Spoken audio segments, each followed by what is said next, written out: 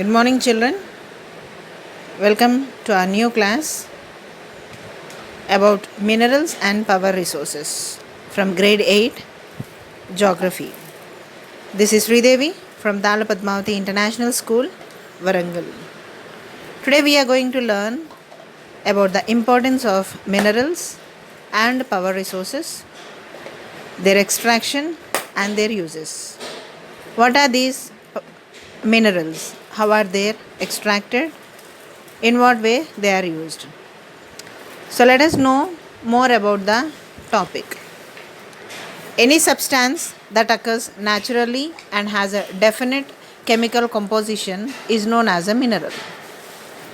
There are two basic properties based on which we define or identify and classify the minerals. The first is the physical property that appears in its shape, density, color, property, and hardness of the mineral. And the chemical properties of the minerals are found in its solubility and its reactivity. Now, when we classify minerals, they are divided into two types as metallic and non-metallic. Then metallic minerals are again known further as ferrous and non-ferrous. Now, let us know about the metallic and non-metallic minerals. Metallic minerals are those which have the component of metal in them, like they have a luster or the shine. These are found in igneous or metamorphic rocks. Whereas non-metallic minerals include limestone, mica, coal, which are found in sedimentary rocks. Even petroleum is also comes under non-metallic minerals. So these are the classification of two types of minerals, metallic and non-metallic.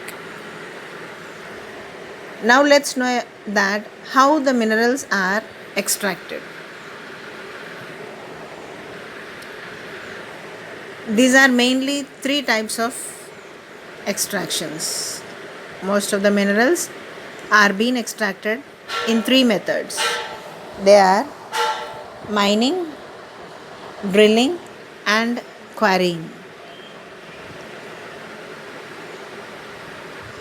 Mining means the process of taking out minerals from rocks buried under the earth's surface.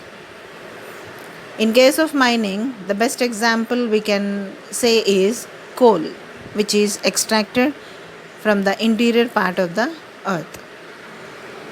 Another one is drilling. The other extraction method is drilling. This is the process of making a deep hole into the earth and drilling to extract minerals like petroleum.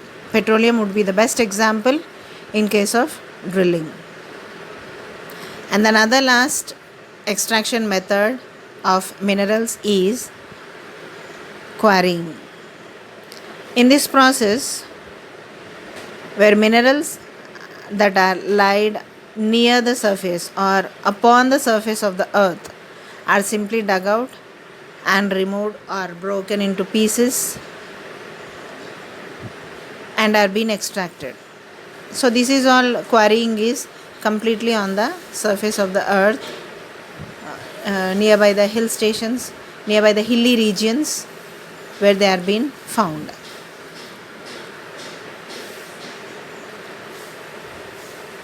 And mining is of two types: open cast mining and shaft mining. So shaft mining is used to extract the minerals which are present in the greater depth of the earth. Shafting is a method where mostly which is done very deep into the earth's surface.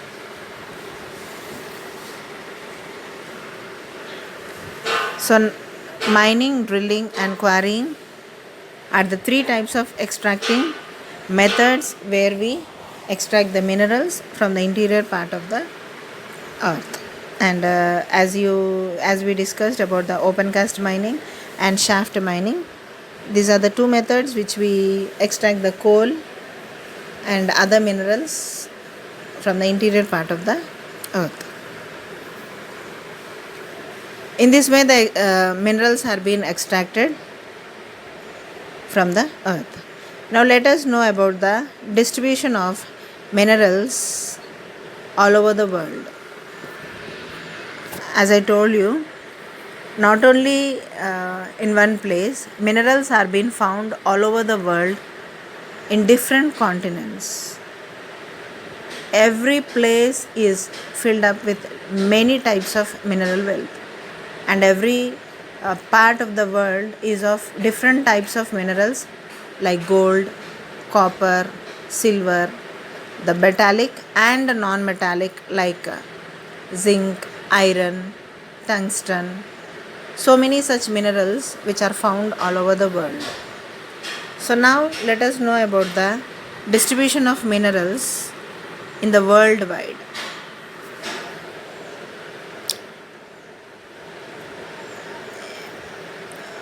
Minerals and metals are of like iron, which is in abundant in the North Sweden, and copper and nickel are found in Canada and Ontario area.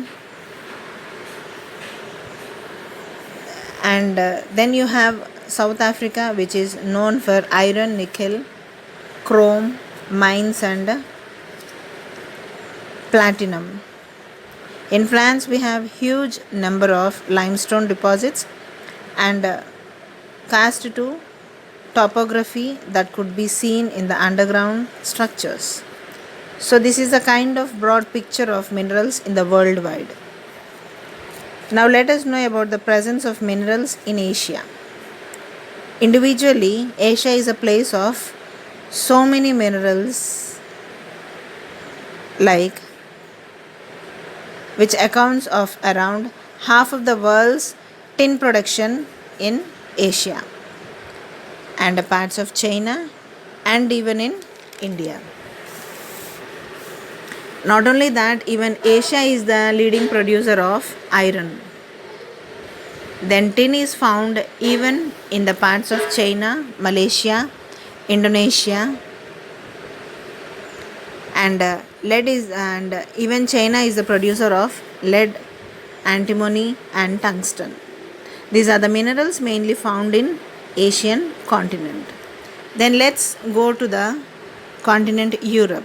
Europe is the leading producer of iron and Ukraine. Parts of Europe and Russia, Ukraine, Sweden and France are known for the deposits of iron, and Switzerland has no mineral deposits at all.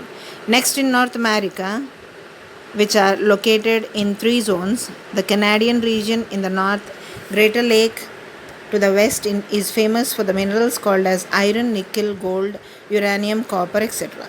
The parts of Canadian Shield is mined for coal, and the west of Cordilleras in North America, deposits of lead, zinc, gold, copper are found. Then comes with South America is famous with the leading producer of many minerals. Brazil is the largest producer of high-grade iron ore in the world. Chile and Peru are the leading producers of copper. Brazil and Bolivia are the world leading producers of tin. Mineral oil is also found in Venezuela, Argentina, Chile, Peru and Colombia and Cambodia. Now let's know about the Africa. As you all know that Africa is the world of richest producer of mineral resources. Africa is a world producer of diamond, gold and platinum. Parts of South Africa, Zimbabwe, Zaire are the largest producers of gold in the world. Other minerals found here are the copper, iron, chromium, uranium, cobalt and bauxite. And the leading producer of gold, diamond, iron, tin and nickel, which are famous in Australia.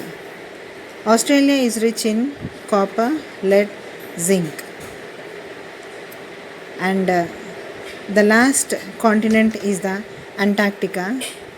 The geology of this continent is sufficiently well known to predict the existence of a variety of minerals and more deposits of minerals. The significant size of mineral deposits of coal in trans-Antarctic mountains and iron near the Prince Charlie Mountains of East Antarctica is forecasted with sufficient mineral wealth. And this is what about the minerals in Antarctica. Apart from that, iron, gold, silver and oil are also present, which are the commercial quantities in this continent. That's all from the top.